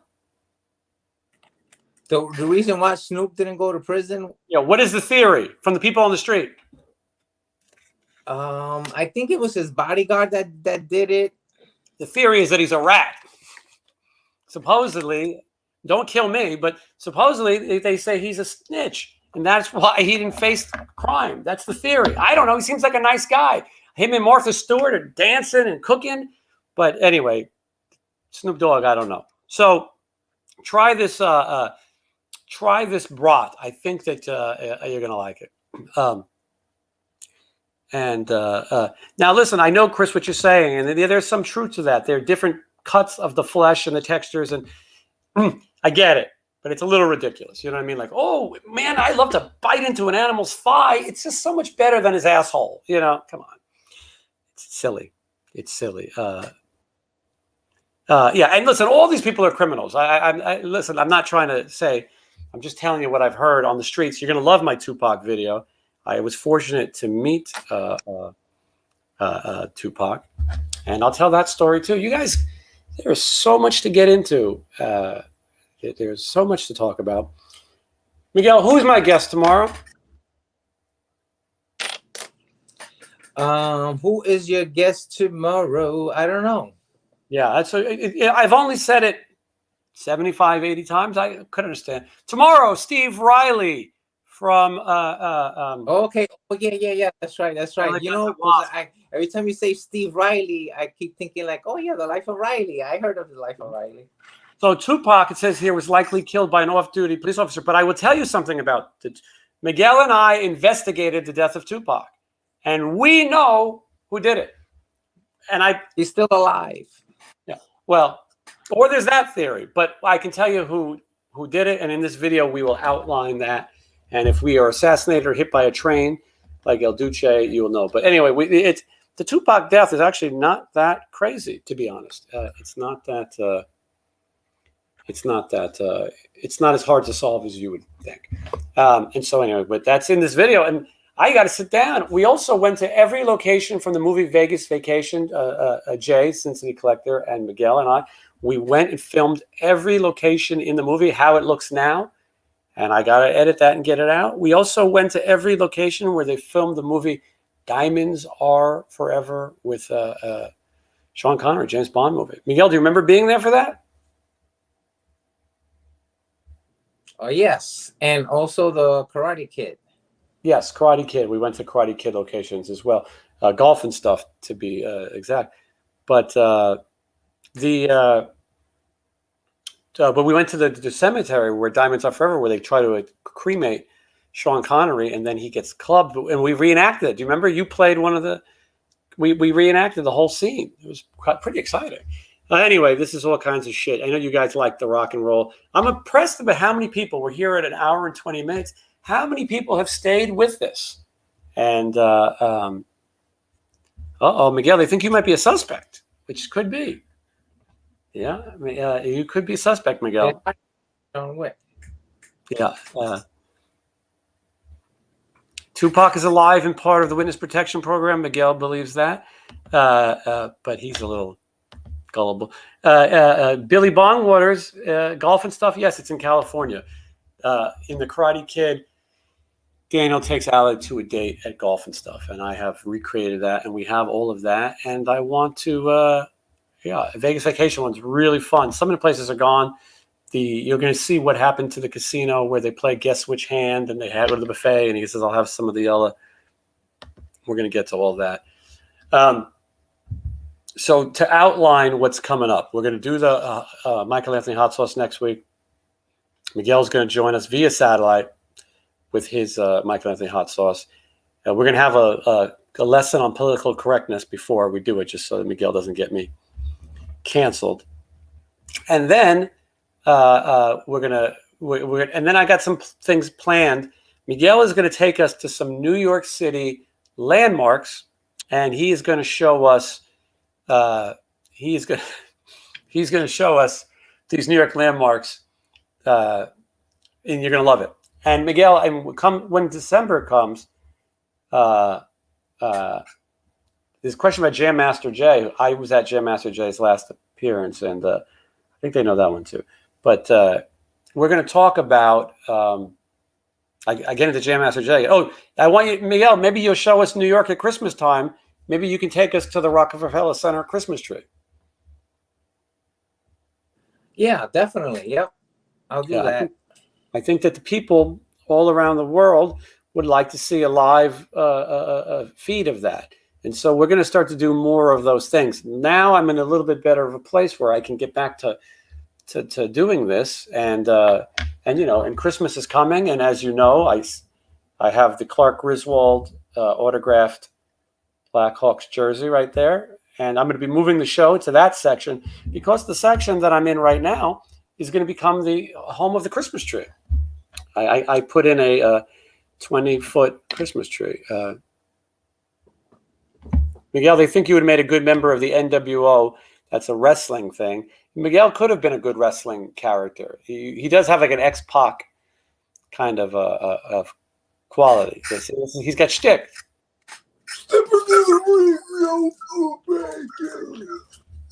That's improv, by the way, if you guys are not familiar. That's improv. Wow, hey, look at this. Dave met Selena, and people are asking if Selena was nice. Let's hear it. Yeah, I'd like to know about Selena. Someone's asking if I would sell the jersey. Of course I would not, but I also have a collection of Christmas Vacation and Chevy Chase memorabilia in this house, and there's a video of that too that'll be coming along some part. Okay. Anyway, I'm getting so distracted. Have you guys been watching the interviews that I've been putting up? We should make sure that. Miguel, I'll bring you back in a minute. Let the grown-ups talk for a second. So the interviews that are out right now, David Reese, who was in the band Accept, he was in the band Bonfire, never heard of that really, and he was in the band Bangalore Choir, and he was just on. Before that, Tommy Schio introduced us to all of the members of his band Resistant Bite, which is a great band, and I recommend you check that out. Tommy Schio of Tesla, and then I had Donnie V from Enough's Enough, and that interview made a little bit of got a little press, as they call it, a little attention, a little press, and oh, look at this! Hold on, David's answering the question about Selena. She liked his Metallica shirt. How cool is that? So yeah, the late Selena. Anyway, so we got all kinds of great stuff coming up. I was just about to leave. I was like, I'm going to bed. Minette, thank you so much from Minneapolis. I appreciate it. I hope you guys are entertained by this. You know, I know I'm rambling, bickering, and blah, blah. And I Miguel on, and we go into tangents. If any of you guys listen to Howard Stern or did, I grew up listening to it before I go to school. I like the parts where he just talked about his weekend, about his life. The interviews I didn't really care about. I listened yesterday. Paul McCartney's coming up. I turned it off. I like when Howard Stern talks about. He was talking about how he's got a little bit of high cholesterol, and that was interesting. I feel like I've grown old with Howard Stern, you know, and it's funny to see somebody who, you know, is approaching 70, but is still living a normal life. And speaking of getting older, I saw Mick Jagger, who was 78 years old. A guy, no question, he sold his soul to the devil or something. Yeah. When I wake up in the morning, my back hurts. I'm miserable. And listen, I know he's a billionaire. I know that. I know he can afford a trainer, but you still got to do the work. And but Mick Jagger is an inspiration to us all. And if you have a chance to see the Rolling Stones, I highly recommend it. Okay, well, guys, I'm going to start wrapping up. Because I always feel like I've stayed too long. And no one wants to overstay your welcome, or you won't be welcome to stay over. So I'm going to get ready to wrap this up. And thank you so much. And I appreciate that. And the Patreon helps as well. It really does. Even if you do it for a month, you do it for 2 months, or you've been there since the beginning. And I've had a lot of people who've been so loyal to me and to this channel, and keeping it going, because it is a business at the end of the day. And when you guys buy the product links that we promote, those things help. And, you know, it helps. And it makes me want to keep this going. And I would be so honored that if we got to 10,000 subscribers and 1 million views, and we are on the way to that. And all these super chats, and Vito Bratta bought a super sticker earlier. That was amazing. Who the hell knew? And just in typical Vito Bratta fashion, he came and he went. He was very quiet, left his tip and moved on. And but anyway, there's a lot of good stuff coming up. And this is a full-time thing. I've said that before, but this is a full-time thing. And I got to research people and read books. This guy, Billy McCarthy from DeMalls, good book, 450 pages. I mean, there's a reason I don't want to read 450 pages, but it's good, but it's the work. And I always do it like my homework. I do it right before the night before. Frank Bello's book, great book too, available now. If you go to the links of these things when I promote it and you buy it from there, you know, Amazon gives me about 5 cents. And I want to say this, you know, so thank you. I meant to say this to start the show, and I feel wrong not saying it. A happy Veterans Day, and thank you to all the veterans who served and who paid a sacrifice for this country. These veterans, by the way, not only did they pay the sacrifice and do the things that none of us want to do or aren't brave enough to do, I thank you, and we all thank you, and we should treat our veterans better. Like I said, I don't talk about politics, but these veterans need to be taken care of. We promise that we'll care for these people and their families, and I think there's a lot of poor treatment, and these people go to die sometimes in senseless wars. And we need less of that. You know, something happens in one country, so we start a war in another country to distract you from that one. And horrible. These veterans are putting their lives on the line, and they have families. And most of these people are really just paying to try to get through school and trying to provide for their families. So again, a happy Veterans Day. I should have started the show with that. I know some people will be watching this in the replay, but if you know a veteran, thank them. Thank them for their service. If you've lost someone, my condolences, because it's important. And this holiday should be observed better. Thursday seems like a strange day for a holiday. But anyway, so I wanted to make sure that we got that in. All right, before I wrap up, who do you guys want to see me interview? Let's hear it. Unload. Give me the people that I've never heard of. I'm ready. Let's do it. Unload. Miguel will be here for that too. If you know, when I first, Miguel and I have been friends for so long, I thought, I'm not sure the world will be ready for Miguel's brand of humor. And then Miguel, everyone loves you. And then they want you to come back so you can sit here. And if I don't know the people that they're going to ask for, if I don't know the people, you're certainly not going to know these brands. Icon again. Okay, so I'm going to look up Icon. People want Icon. They want it. So, all right. John Doe. John Doe is the bass player for the band X. He's also an actor. Richie Blackmore is a great one. It would be an impossible one. This guy here, Joey Keatley? I don't know who that is. Maybe I'm missing something. Tell me. Let's see who else. Come on, guys. Rapid fire these names. You know, we got a second one for huh? Hannah Montana. Hannah Montana. Hannah Montana. Yeah, that'd be great. I would love to have Hannah Montana in a lot of different ways. HR from Bad Brains. Great one. Producers. Tom Warmer and Bo Hill. I think it'd be good. I find producers are usually dicks. I've watched some of the interviews with producers, and they usually take credit for a bunch of shit that they're really not that. None of these people are George Martin, put it like that. There are some great producers, don't get me wrong. There's some bands that sucked and the producer had to save their ass. But there is also a lot of people taking credit or putting in other players. Warren DeMartini, I got messages out. Don't expect to hear back anytime soon. Who do we got here? Phil Lewis, not going to happen.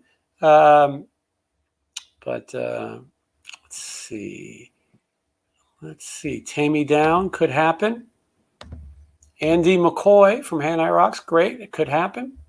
I'm working on that one, actually, to be honest, because I had Sammy Yoff on. Corey Feldman. Miguel, you know Corey Feldman. That first day that I met Greg, my late friend Greg, I went to a music video shoot. Ron Jeremy was producing or something. And Corey Feldman was there. I'm living in LA for only a little while. I get there. John Wayne Bobbitt, Lemmy from Motorhead, Corey Feldman, Pauly Shore, all just hanging out with 100 semi-naked women. And that's when I met the great Greg. I like this one. Miguel, Elway 2K is asking for the two chicks from the Magic Garden. Now that's a good... They're musicians. They're entertainers. Miguel, did you grow up with the two chicks from the Magic Garden? Yeah. Paula? One of them's name is Paula. Are they still alive? Surprised they're not doing autograph shows. They're alive and they do autograph shows. But I think most people only know them on the East Coast. You want to know the story what happened with LA Guns? You're going to get it from the people who were screwed over or fired or above there. And trust me, Steve Riley is going to give you a lot of information. Me and Davey Vane are chatting. Vane is going to happen. He's busy on doing something. Maybe he's laundry or something. Anybody from the vacation movies, of course, my favorite movies of all time, could happen. And yes, so they're trying to get an animated show. It's Paula and whatever her name is, and I think they're married. I don't think that they're muff divers, and I don't think you can say that. Please, I take that back. Because a lot of people rumored that they might have been involved with each other, and then other people thought that they were playing with Sherlock's nuts in the tree. A lot of people thought that. Remember Sherlock? Yeah, I remember also the Laughing Daisies. What was it? Yes, the Laughing Daisies. Sherlock something. Patch or something like that. Yeah, it was a patch. Yeah, Yeah, and Sherlock was a squirrel. I think he was pink. And yeah. Anyway, Mark Kendall or Jack Russell. Well, Mark Kendall has already been on the show, and he talks terribly about Jack Russell at times. But anyway, you can watch that. Nina Hartley. Nina Hartley, that's a good one. I do know Nina Hartley. And I'll be honest, I have interviewed Nina Hartley for something else. We could talk about that another time. Here's another good one. Yeah, Elway, you're full of good stuff. Reunite the Bugaloos. Huh? The Bugaloos. You remember the Bugaloos, Miguel? The Flying Bugaloos. here and there and everywhere. I love it. Anything Sid and Marty Krofft, I'm interested in. Vic E. Fox, he would be great. Oh, Miguel, someone here. 666666666. The Chuckle Patch. The Chuckle Patch. He's answering you, Miguel. Yes, yes, yes. You were so high. Well, thank you. Isn't that a kick in the pants? That Tommy Skill would say. Samantha Fox. Do we want to? Yeah, Samantha Fox. I don't know if you want the singer or the actress, but it could happen. Dave Spitz is a cop now. That's interesting. Could happen. Listen, you guys feel free to message me. And I got some updates about Dizzy Dean Davidson and Brittany Fox, too. And I'll let that out at some point. Did you locate Cousin Eddie's house in Vegas? I have not. I've been looking into that a little bit. It's far away is one problem with it. But when you see this video, you will see that I found just about everything else. It's just a matter of editing. You know, it's hard to run my. I got my memorabilia business, and I still do musical things. I still represent people and manage people, and there's a lot of things I do. And I still.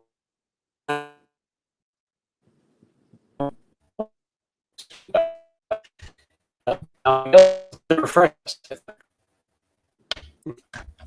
And here we go. Show comments. Still there, right, Miguel?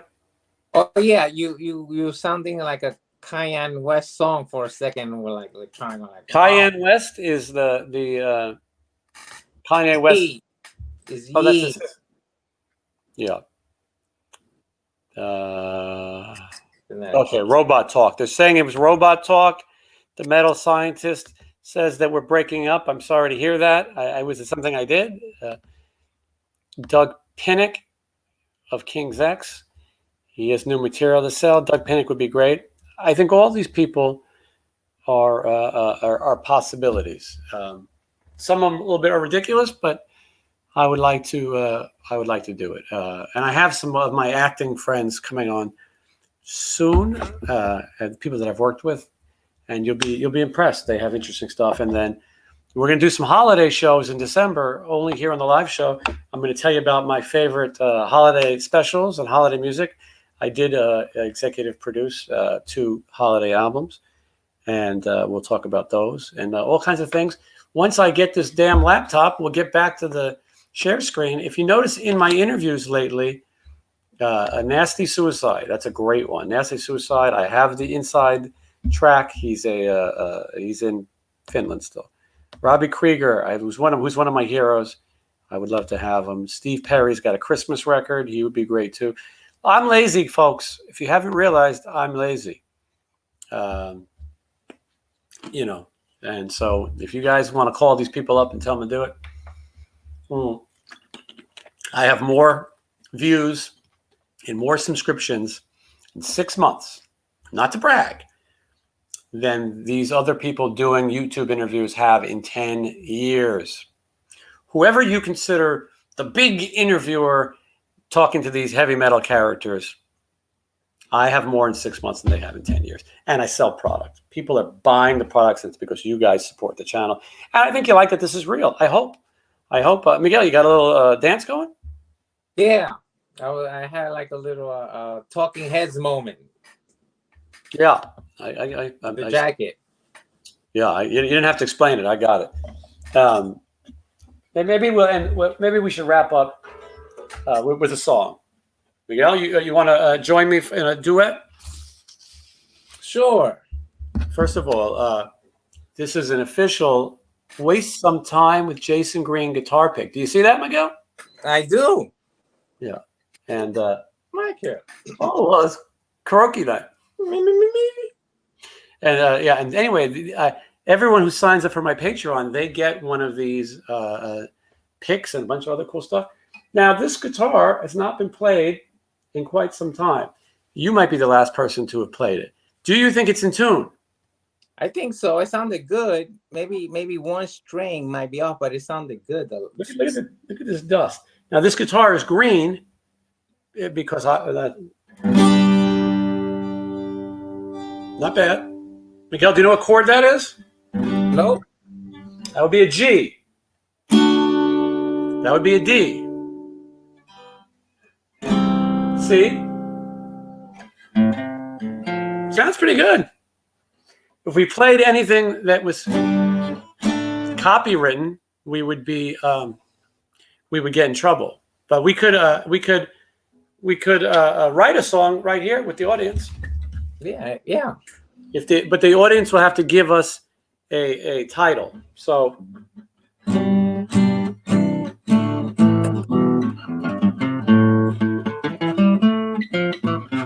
someone in the audience come up with a title, and we'll write a quick song together, and then we'll all share in the royalties, the millions of dollars in music royalties. It's amazing that this guitar hasn't been touched in so long, and it's all right. I'm just an island boy.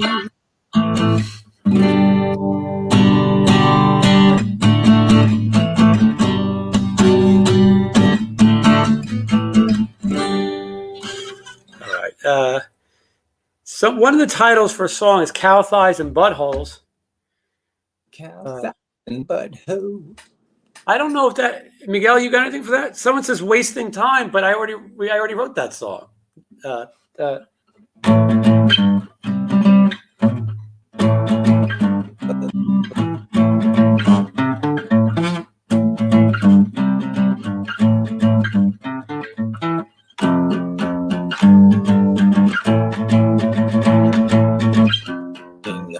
Cast assholes.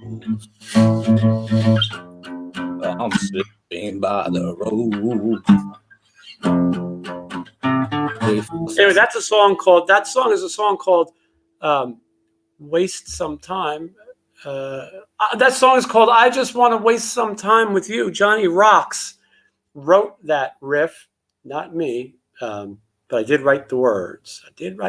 And Richie Ramone of the Ramones, he played on 3 albums. He played the drums on that song. Miguel, they say you got a Nick Cave vibe, which is another very good compliment. Not the bees. Somebody's saying that we should use the lyrics about drink that sauce, burn that asshole. That could be good. You should be writing all this down, Miguel.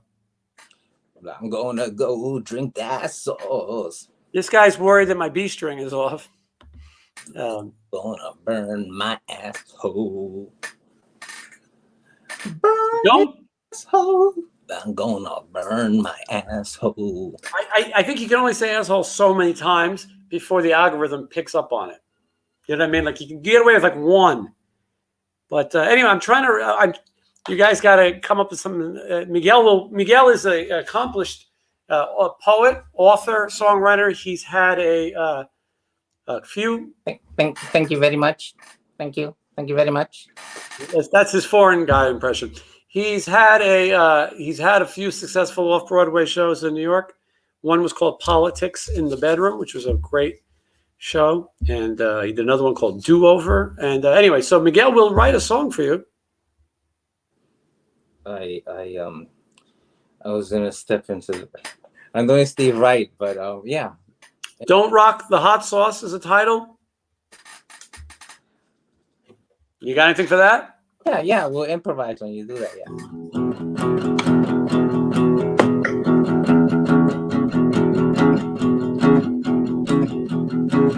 Into my room and She wanted to rock with the hot sauce. Baby, that's what's on your mind.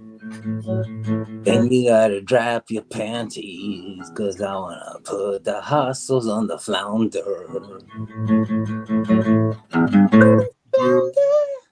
Yes. Anyway, what's funny is that I couldn't hear what you were saying, Miguel, and I just think to myself, I'm probably losing my monetization and probably getting canceled right now because you might have said something offensive. But anyway, that's art. You know, Miguel, people are enjoying your art. And here's my other. Thank you very much. Yeah. And the Flounder. Someone would like a song called, oh, did you say Flounder? Yeah. Okay. The Countess is here, by the way. Presenting the Countess of Nadoros. The Countess is here. The Countess says she walked in at a weird time. That is for sure. Some of these songs, I don't even know if I can repeat, and I don't even know what the hell they're saying. I want to put my hot sauce in your flounder. Is that what you said?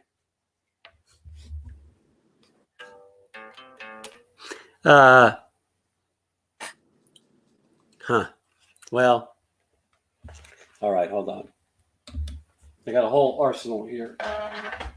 Anyway, coming up.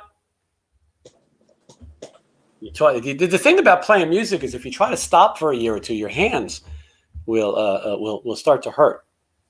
Anyway, I've had fun. We're at the hour and 46 mark. If anyone would like to tip me to go away, I'd be happy to accept it. And I will send you this exclusive pick of destiny right there. So anyway, I've had fun. I think Miguel might have been a little politically incorrect. That's what you get. I'm going to have dinner. Miguel, it's late where you are. What time is it there in the psychiatric ward? I don't know if I gotta check after. Oh yeah, you can't. I'll tell you what time it is. 10:46.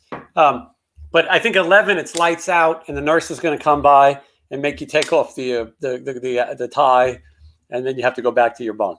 But all right, folks. If anyone wants to add anything, there's still a few thousand people in the chat. I mean, I'm trying to get to everyone's questions. I know people are they're fighting to get in. The phone lines are jammed. Everybody's in anticipation, but I'm getting ready to have my dinner and add my hot sauce. Again, my birthday is coming up. Miguel, tell everybody when my birthday is. You're my oldest friend. Now that Greg's dead, tell everybody when my birthday is. Yes, Jason, I hear you. Yes, your birthday is, I think, the day before Thanksgiving. It's close enough. My birthday is sometimes on Thanksgiving. I don't think you may know, but Thanksgiving changes every year. It is always the last Thursday of the month. My birthday is November 23rd. It happens to fall on a Wednesday, and I am going to do a live remote from a very interesting place, and we are going to have a virtual birthday present. No gifts necessary, but encouraged. And I'm going to have a special guest coming on the show, my domestic partner, and I think that's what they call it nowadays. And anyway, hey, Sharon's birthday is November 26th, and so you, Sharon, you know sometimes your birthday probably falls on Thanksgiving. Thank you for all these early birthday wishes, but you should all just come to the party. Yeah. Oh, yes. Sorry. A party pooper here had to point it out. Yes, you're right. My birthday's on a Tuesday, not a Wednesday. Thank you. But, and Vicky, thank you so much. Her son Micah also has a birthday, so he's a Sagittarius. And yeah, you know what they say about Sagittarius is I feel like I wasn't soliciting for birthday wishes, but I'll take them all because I'm an only child. I have abandonment issues, you know, and so I'm a fan of everybody saying nice things to me. But yes, but my birthday is a Tuesday. See you next Tuesday. But we're going to have a big party, and we're going to have people stopping in, people from and maybe I'll get my mother to come on. Maybe my mother will finally show up and tell us all everything she knows, because she knows it all. And she would probably get us in as much trouble as Miguel. You know, she'll say something crazy, and, you know, those hippies, and, you know, she'll be protesting the Vietnam War all over again. You know how they are. She'll be like, hey, damn that Nixon. You know what I'm saying.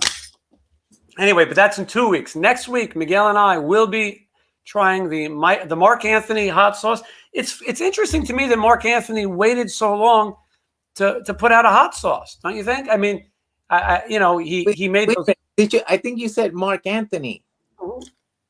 Yeah, Mark Anthony. Isn't that the hot sauce we're trying? He was married to J-Lo, and he sings those songs out in the woods or whatever. No, we're trying the Michael Anthony hot sauce. I better cancel. Hold on a second. I better cancel my subscription. I was buying the Mark Anthony hot sauce. You're saying it's Michael. So you're saying it's the guy in Van Halen. Exactly. A friend of mine met Eddie Van Halen, and Eddie Van Halen said that Michael Anthony barely played bass on the records, and he said that he played it all, like the majority of it. He pointed to the records and said, that's me, that's me, that's me. And he would only refer to Michael Anthony as hot sauce. So anyway, well, I got to send back this Mark Anthony hot sauce. Otherwise, you know, God knows what that's going to cost me. Miguel, it's been a lot of fun. Yeah, it's been fun.